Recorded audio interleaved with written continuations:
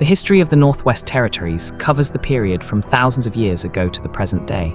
Prior to European colonization, the lands that encompass present-day Northwest Territories were inhabited for millennia by several First Nations.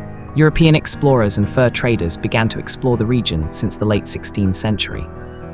By the 17th century, the British laid claim to both the Northwestern Territory and Rupert's Land, and granted the Hudson's Bay Company a commercial fur trade monopoly over the latter region. After the Deed of Surrender was enacted on 23 June 1870, the United Kingdom transferred the Northwestern Territory and Rupert's Land to the Government of Canada, with most all of the newly transferred territory administered as the Northwest Territories. The hyphen was later dropped after the passing of the Northwest Territories Act in 1906. 1. The territory reached its largest size in 1880, after the British Arctic territories were transferred from the United Kingdom to Canada and incorporated into the Northwest Territories. However, the size of the territory was reduced several times during the late 18th and early 19th centuries. Major adjustments to the boundary of the territory during this period include severing of its western portions to form the Yukon Territory in 1898, severing its southwestern portions to form the provinces of Alberta and Saskatchewan in 1905, and transferring its remaining lands south of the 60th parallel north and the district of Ungava to the provinces of Manitoba, Ontario, and Quebec in 1912. During the Cold War era, a number of responsibilities were devolved from the federal to territorial government, with the territory's capital transferred from Ottawa to Yellowknife in 1967. During the 20th century, the federal government entered into land claim negotiations with the Inuit Tapiriit Kanatami. The resulting land claim negotiations saw the eastern portions of the territory separated from the rest, forming the territory of Nunavut in 1999. Early history. Illustration of canoe building at MacArthur Lake from Samuel Hean. Long before the Europeans arrived, Inuit and First Nations peoples inhabited the land area which became the Northwest Territories. Native Inuit included the Mackenzie, Copper, Caribou, and Central Nations. There were also many nations when the Europeans first arrived, among them the Yellowknives, Chipewyan, Sekani, Beaver, Nahanni, Dogrib, and Slavey, too. Martin Frobisher's expeditions in the 1570s were the first recorded visits to the Northwest Territories by a European. In 1610, Henry Hudson, while looking for the Northwest Passage, landed briefly on the western shore of the bay that bears his name.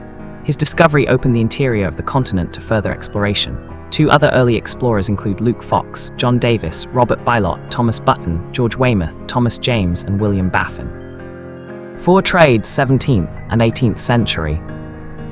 In 1670, King Charles II granted a charter to the Governor and Company of Adventurers of England trading into Hudson's Bay, known as the Hudson's Bay Company, HBC. It included the Hudson's Bay Watershed, 3. By the 1700s, European trade in the Northwest Territories was dominated by two fur trading companies, the Hudson's Bay Company, based in London, England, and the Northwest Company, based in Montreal. Two fur trade explorer Peter Pond laid the way through the Methi Portage into the vast territory of the Northwest, where the rivers flowed north rather than east, 4 in 1771. Samuel Hean was the first European to reach the shore of the Arctic Ocean by an overland route via the Coppermine River. Further west and 18 years later, in 1789, Alexander Mackenzie reached the Arctic Ocean. The river he navigated to get there now bears his name. A map of North America exhibiting the route taken by Alexander Mackenzie's from Montreal to Fort Chipewyan, and finally the Arctic Ocean. York Factory later served as the Hudson's Bay Company's headquarters. The HBC depended on the furs coming to York Factory. The Northwest Company competed with the HBC by traveling throughout the territory obtaining furs as they did so. Some of these trader explorers kept journals and had them published. Public interest developed as a result. As the Europeans increased their presence, they involved the First Nations as guides and suppliers of furs. The Chipewyan acted as middlemen. They brought to York Factory the furs of the western tribes. The Cree, Chipewyan, Beaver, and Yellowknives obtained firearms. With this new advantage, they dominated their Athapascan neighbors, i.e. the Slavey, Sekani, and Dogrib peoples. 5. 1800, 1870. In the early 1800s, perhaps 1810, the Northwest Company established a post at Tulita, Fort Norman, at the junction of the Mackenzie and Great Bear Rivers. The site changed several times, but the community of Tulita is located on the original site today. 6. In 1821, the Northwest Company and the Hudson's Bay Company merged under the name of the latter. By 1825, Sir George Simpson advanced from the junior governor in charge of the company's northern department to be the head of this new company. Simpson traveled throughout the Northwest. For 40 years, he led the company. For most of that time, he made at least one major journey by canoe every year. 7. Exploration expeditions.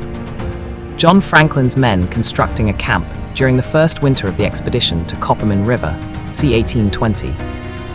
Franklin's Coppermine expedition of 1819-1822 had as its goal the exploration of the northern coast of Canada, which was accessed by way of the Coppermine River. The British expedition was organized by the Royal Navy as part of its attempt to discover and map the Northwest Passage. It was the first of 3 Arctic expeditions to be led by John Franklin, and also included George Back and John Richardson, both of whom would become significant Arctic explorers in their own right.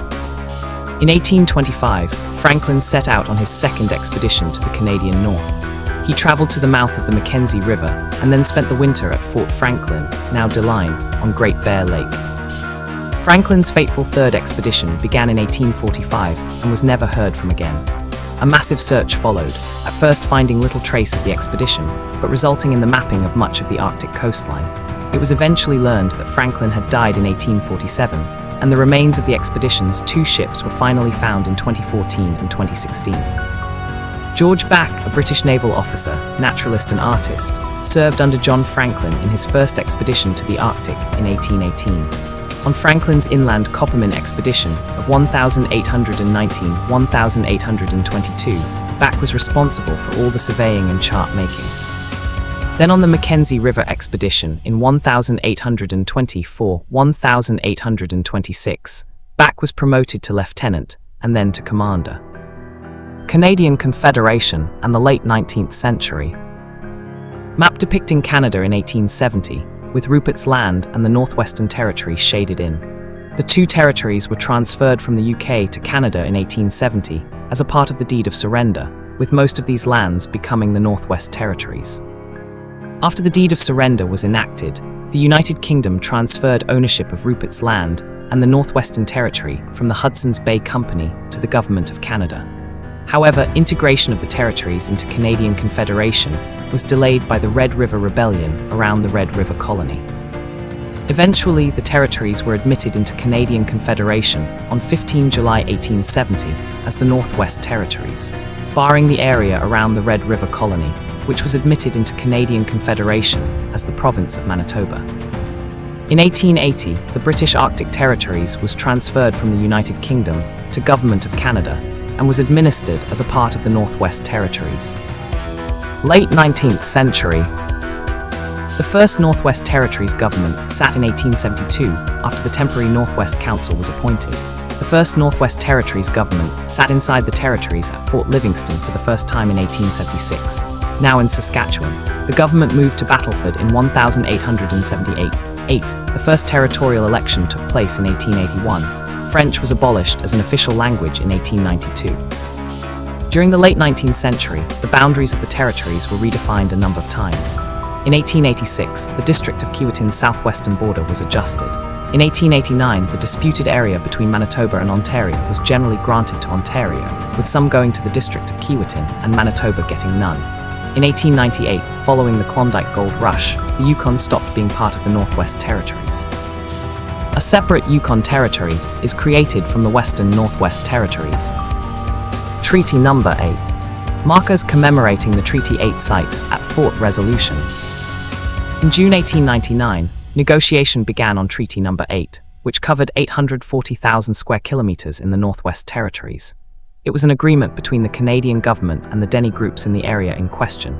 In return for their willingness to share their land with non-natives, the Dene would receive medical and educational assistance, as well as treaty payments.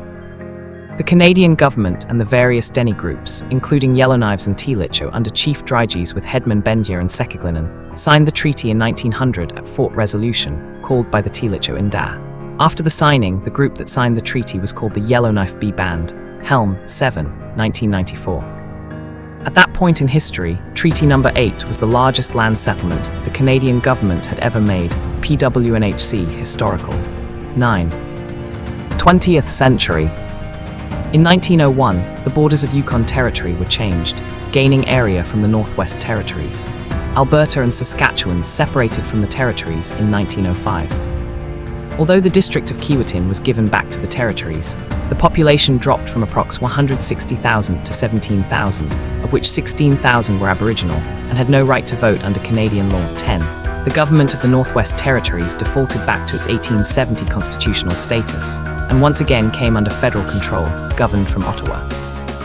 In 1912, the southeastern portions of the Northwest Territories were transferred to various provincial jurisdictions.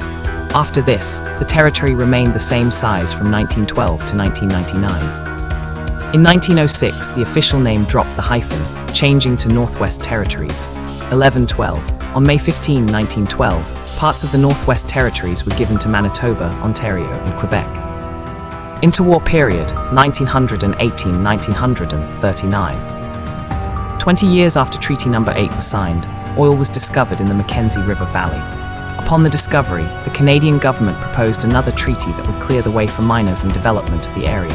The treaty was greatly debated, as the natives did not want to lose their right to hunt, fish, gather, and trap in the area. They also opposed being confined to Indian reserves. Many Dene felt that Treaty No. 8 was not honoured by the Canadian government, and some were afraid that this treaty would turn out similarly. Nevertheless, Treaty No. 11 was signed by the Tilicha trading chief Montfui in the summer of 1921. The Tilicha groups that signed this treaty were then known as the Dog Rib Ray Band, Helm, 7, 1994, constituting the majority of the Tilicha population. Both Treaty No. 8 and Treaty No. 11 overlap in several of their boundaries, and continue to cause conflict between the two separate treaty bands, nowadays two First Nations. In 1925, based upon the sector principle, Canada became the first country to extend its maritime boundaries northward to the North Pole. The Northwest Territories gained in size to 3.3 million km2. This was about one-third of Canada's landmass, 13. In the summer of 1935, nearly 1,000 men grouped into 188 surveying parties covered a wide range of Canada looking for precious minerals. The most valuable discovery was made in the Yellowknife district, where nearly 3,000 square miles of good gold prospecting territory was located. 14. This brought about the town of Yellowknife. 32 years later, when the government of the Northwest Territories came north from Ottawa, Yellowknife became the new capital. 15. World War I.